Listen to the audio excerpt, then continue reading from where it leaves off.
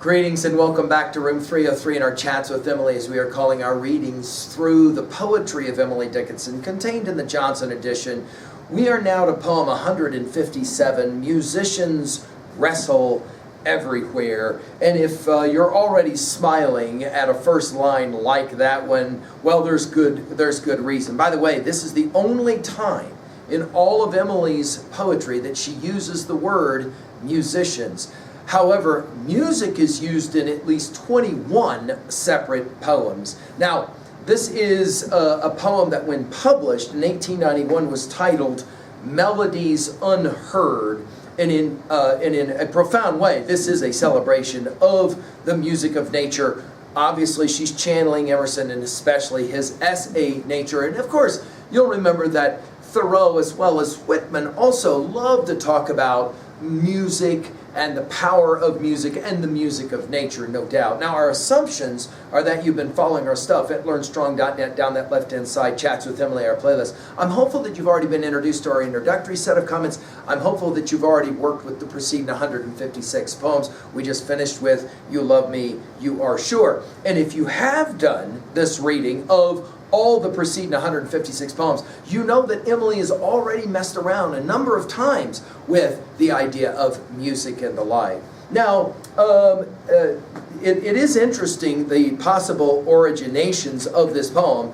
I think there's a lot of John Keats's Ode on a Grecian Urn standing behind this one. Again, when published in 1891, the title was Melodies Unheard, obviously a reference to Keats's Ode on a Grecian Urn. Now, David Priest, the scholar, has pointed out that this poem might actually have something to do with a remark in Emily's letter of 261 to Thomas Higginson. It's the second letter, where she said, quote, "The noise in the pool at noon excels my piano," end quote. We are back to Emily's love of music in this poem. And it is true that for a while, apparently, Emily thought that she might be a musician until she went to Boston and heard Robinstein play. And then apparently she said, no, thankfully for all of us, she said she would in fact devote herself to the study of literature and not to the study of music. Now, I think that we are working here with Emily's aesthetic theory. I think that she's playing the game from Aristotle to Keats, and as I've said, Ode on a Grecian Urn. We will actually come back to that one. Let's just enjoy the music of this remarkable little poem.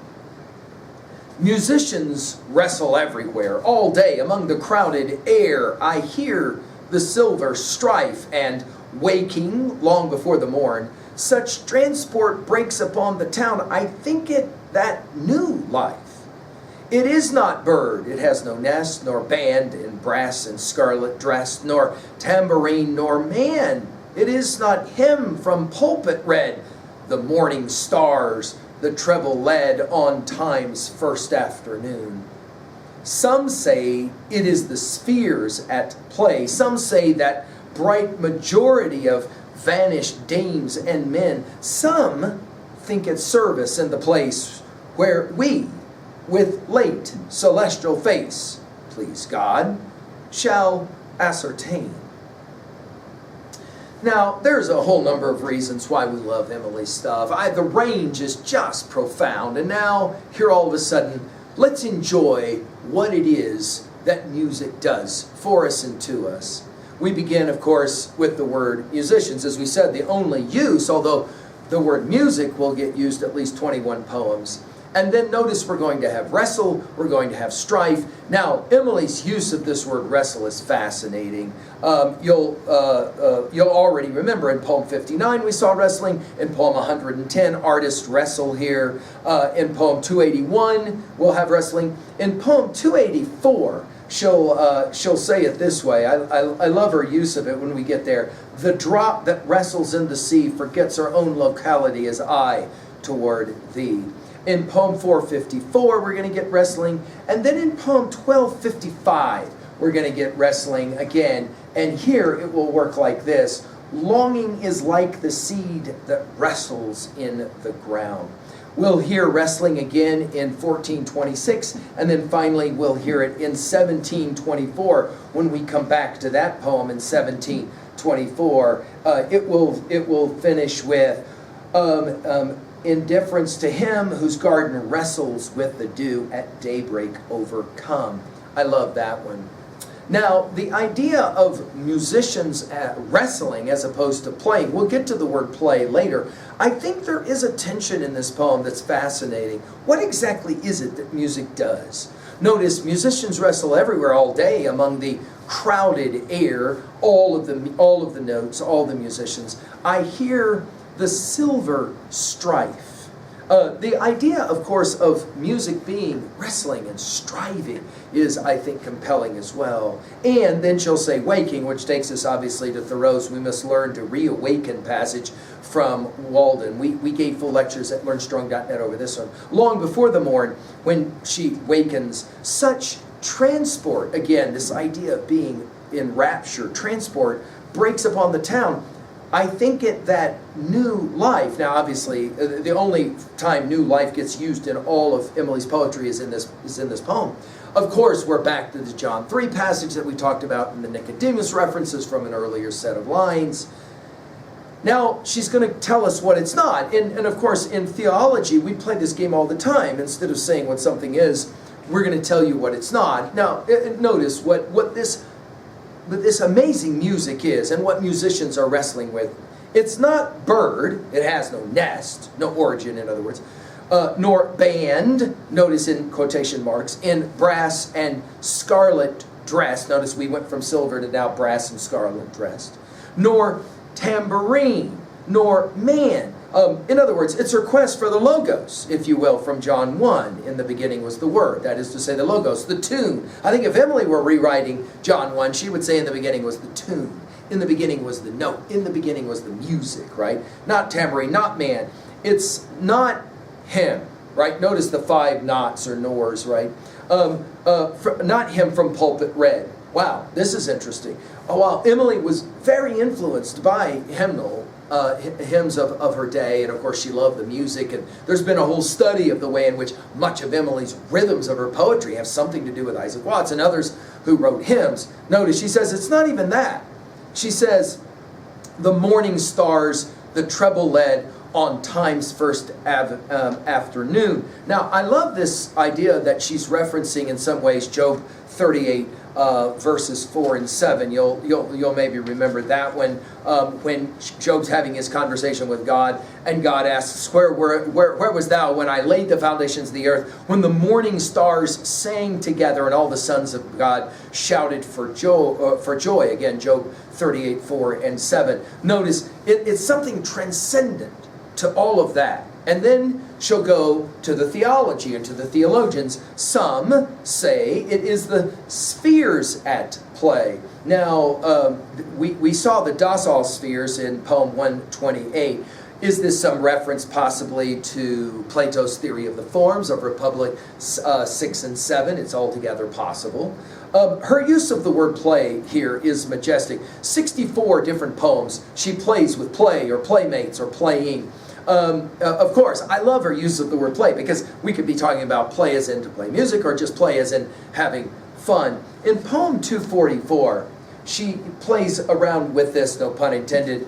It is easy to work when the soul is at play, but when the soul is in pain, the hearing him put his playthings up makes work difficult then. It is so true, and I think that one of the reasons I love the idea that we're engaged in these chats, because really what we're doing is we're playing along with Emily. And here she says, some say it's the spheres at play. I mean, it's almost like a Plotinus reference. Some say that bright majority of vanished dames and men. In other words, all of those who have come before, the angels are singing, and there's all that majestic tone that takes us back to a biblical reference of maybe like Isaiah 7 or something, and all the angels are singing.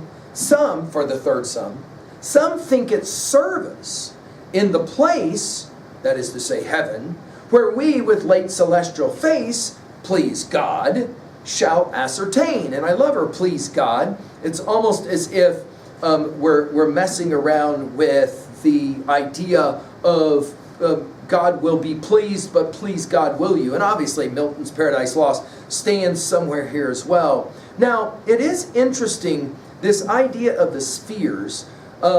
David Priest, the scholar, has pointed out that maybe what she's referencing here is a little line from The Merchant of Venice, Act 5, Scene 1. You'll maybe remember this. There's not the smallest orb which thou beholdest, but in his motion like an angel sings still, queering to the young-eyed cherubims. We've given full lectures, of course, on Merchant at learnstrong.net. I love the idea that we're playing around with this notion of a certain kind of expression of music, the treble led.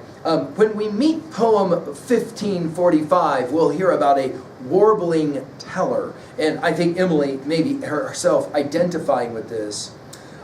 This notion of the music, the power of music, in poem 1480, we'll hear of it as the fascinating chill that music leaves. And there's no doubt, a poem like this leaves us as well with that fascinating chill. Well, what are we going to say at 2A about a poem like this? What's its primary message? I think our argument is that nothing is more majestic, more remarkable than music. And of course, we could qualify not just the music of Mozart. You'll remember that he said that the music is not in the notes, but in the space between the notes. But I would say as well the music of Emily's poetry, which is quite remarkable. At 2B, the rhetoric, not what she says, but how she says it. Notice the repetition of not and nor and some. Her word choice of wrestle and play. I love that idea, right? At 3A, well, we've mentioned it already, poem 1480, and when we get to poem 1480, we're going to enjoy, one more time this one. The fascinating chill that music leaves is earth's corroboration of ecstasy's impediment. 'Tis rapture's germination in timid and tumultuous soil, a fine, estranging creature to something upper wooing us, but not to our Creator. It's a fascinating poem. We're going to enjoy studying it. But now I'm going to reference Keats's Ode on a Grecian Urn. Do you remember that he says that cold pastoral doth tease us out of thought? Think about the use of the word tease as it relates to wrestling. Or do you remember that he will say, just a few lines into Ode on a Grecian Urn, heard melodies are sweet, but those unheard are sweeter. Therefore ye soft pipes play on, not to the sensual ear, but more endeared pipe to the spirit ditties of no tone. Again, when this poem was published in 1891, it was in fact titled Melodies Unheard, which makes sense. We've given full lectures on Keats's Ode on a Grecian Urn at learnstrong.net if you want to run that one to ground. Hey guys, remember when we did talks with Walt, and that was our readings through every poem of Whitman's Leaves of Grass, the deathbed edition. Do you remember that when we went to the Italian music in Dakota, that he commented on just how remarkable it was to be out in the prairie and yet hearing the Italian opera and how compelling that was. I think there's something going on here as well. What Walt and Emily share in common, and they share a lot in common even though they never met, what they share in common is this love of music, this fascination with music, the way that it works, and how compelling it is. Finally, at 3B, to own a poem like this, what was a time when music just blew you away? And maybe it's possible that Emily is blowing you away as well. Thank you.